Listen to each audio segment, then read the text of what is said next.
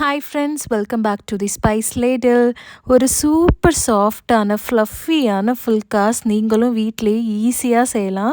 நான் சொல்கிற tips and tricks follow பண்ணி செஞ்சு பாருங்கள். Thanks for making me to reach 500 subscribers in a short period of time. ரொம்ப ஹாப்பியாக இருக்குது. இதே மாதிரி உங்களோட சப்போர்ட் எனக்கு தேவைப்படும்.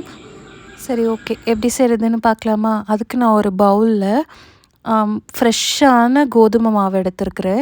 எந்த பிராண்ட் வேணாலும் நீங்கள் எடுத்துக்கலாம். ஆனால் ஃப்ரெஷ்ஷாக இருக்கணும். ரொம்ப ட்ரை ஆகி பழசாக இருக்கக்கூடாது. கொஞ்சமாக சால்ட் தேவையான அளவு போட்டுக்கோங்க. லூக்வார்ம் வாட்டர் யூஸ் பண்ணி நல்லா நீட் பண்ணுங்கள். நல்லா ஜில் தண்ணியோ ரொம்ப ஹாட் வாட்டரோ வேண்டாம்.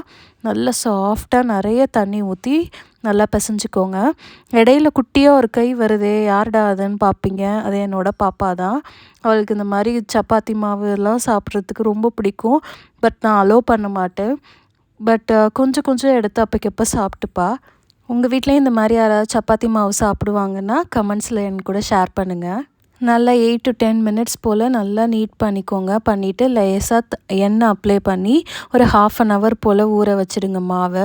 ஊறின பிறகு அதை குட்டி குட்டி பால்ஸாக எடுத்து ரொம்ப மெல்லிசாகவும் இல்லாமல் ரொம்ப கனமாகவும் இல்லாமல் மீடியம் சைஸில் ரோல் பண்ணி எடுத்துக்கோங்க.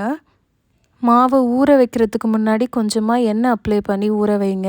மாவு நல்லா தேய்க்கும் போது சப்பாத்தி நிறையா மாவு தொட்டு தேய்க்காதீங்க, ரொம்ப ட்ரை ஆக்கிடும். நல்ல ஒரு 2 பக்கமும் நல்லா திருப்பி போட்டு ஒரு சைடு மட்டும் நல்ல ப்ரௌன் ஸ்பாட்ஸ் வர மாதிரி பார்த்துக்கோங்க. ஃப்ளேம் நல்லா ஹை ஃப்ளேமில் வச்சு டக்குன்னு திருப்பி போட்டு எடுத்துக்கோங்க.